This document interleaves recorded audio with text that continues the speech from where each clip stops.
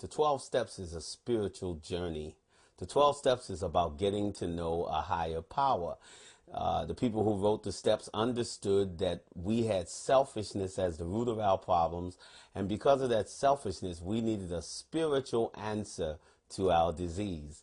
And so it's more about spirituality and a certain way of living and a certain lifestyle than it's about not using alcohol or drugs. It only mentions alcohol, drugs, or some sort of deviant behavior once, okay? And then the other 11 steps talks about a spiritual path. So it's not just about overcoming something. It's about becoming a certain kind of person. And one of the things that the 12 steps assumes is that we will be connected with a higher power and actually pray to that higher power. Actually pray. And so the step 7 says humbly ask him to remove our shortcomings. Now you can call it prayer, you can call it talking, you can simply say you ask him, but we humbly ask God to remove our shortcomings.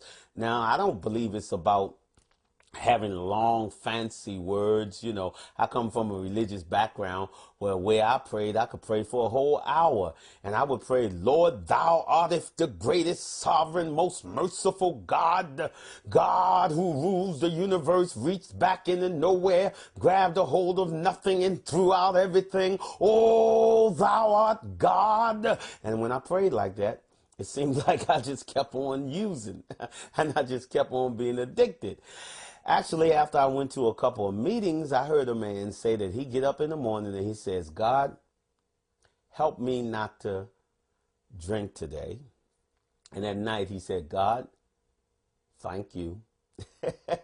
And he was able to stop drinking with that simple prayer.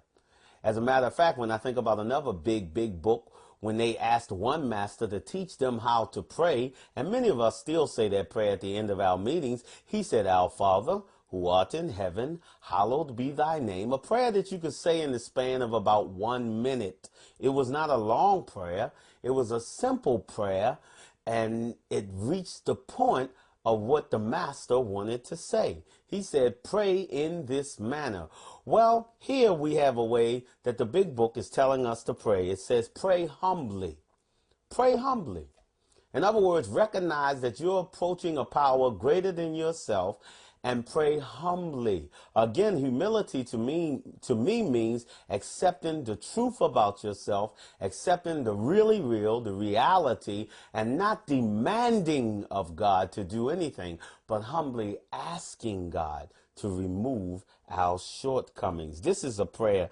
This is a step that involves prayer. It involves thinking. It involves humility.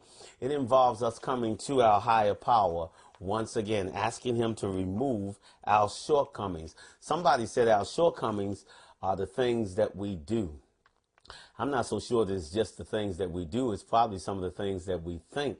Our shortcomings are some of our, I believe, character defects also. Those are our shortcomings. And again, by reason of the fact that I am a human being, that means that I have some limitations. I have some shortcomings. I do fall short, and so do you. And so what we're doing is asking our higher power again to remove our shortcomings. So in a very humble way, I think this is an action step. It's telling us to take the action of prayer, to ask God to remove those shortcomings, those things that we do that are causing us trouble and are causing other people trouble and that are really not in line with the kind of person that we want to be and that we need to be. We have a purpose for our life.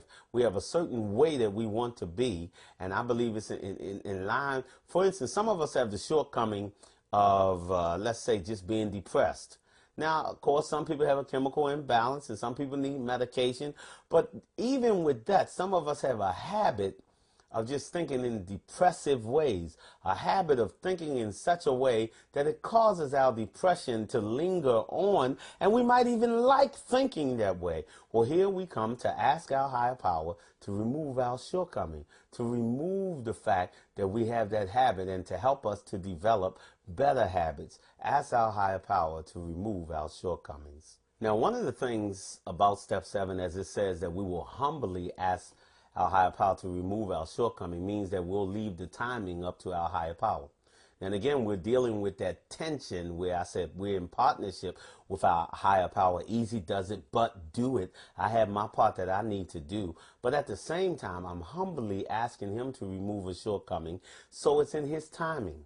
I'm dependent and relying upon my higher power, my God, to remove my shortcoming. I'm not demanding that he remove it right now, poof, and it be gone. I can't do that. I'm humbly asking him to remove my shortcomings. And the shortcoming itself may be the thing that drags me back to him even more often, that causes me to be in conversation, to be in meditation, to be in a place of reliance upon the higher power. So just this prayer itself shows my reliance upon the higher power, and it's something that I think I may continually do on a continual basis as we move up to other steps. Just praying and being in conversation with my higher power, asking my higher power to remove my shortcoming, shows that I can't remove it. And I'm relying, not demanding, but relying upon the higher power to do it.